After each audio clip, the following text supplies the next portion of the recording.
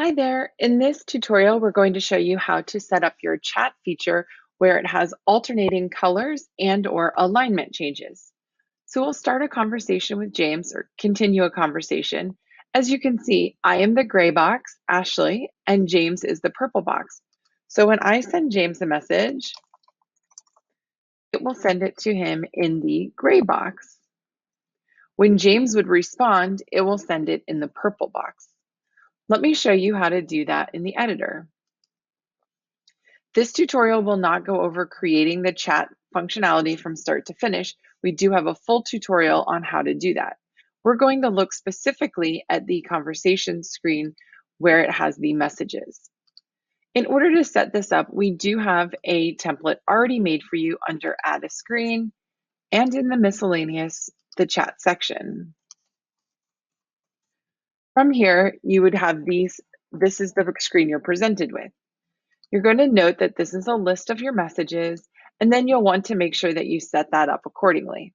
For this tutorial, again, we don't need to do that specifically. What we are going to do is look at these components. We're going to click on the message text, we're going to click on the rectangle, and we're going to click on the underlying label, and we're going to make this a group. Once we've made this a group, we can then edit the background color of our rectangle. In this case, you could make it red, or we could keep it the purple.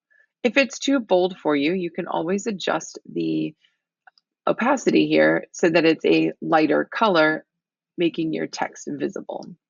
So once we have it where we want it, fantastic. What we're then going to do is grab this group, and we're going to click on the rectangle itself, and we're going to reduce it down to have the different size. If you want it here, if you want it here. You could do things like move the entire rectangle over and put a picture image of the user. All of that is possible as well.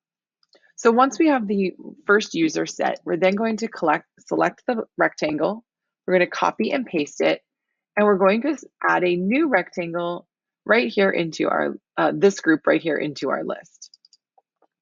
We're going to ensure that we are within the screen limits.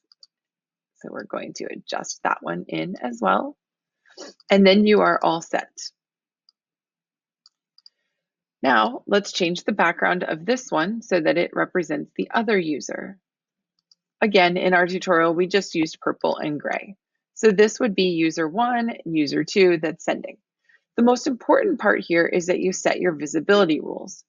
So on this, you'll need to set your visibility to change visibility, sometimes visible, if the current message sender email is not equal to the logged in user. Now again, this could depend on which one you want to have which color text. But if I want the purple to be the incoming, I want this to be not equal to the sender's email. So that would be the incoming text. In the gray box, I need to change this visibility here to sometimes visible if the current message sender's email is equal to the logged in user's email.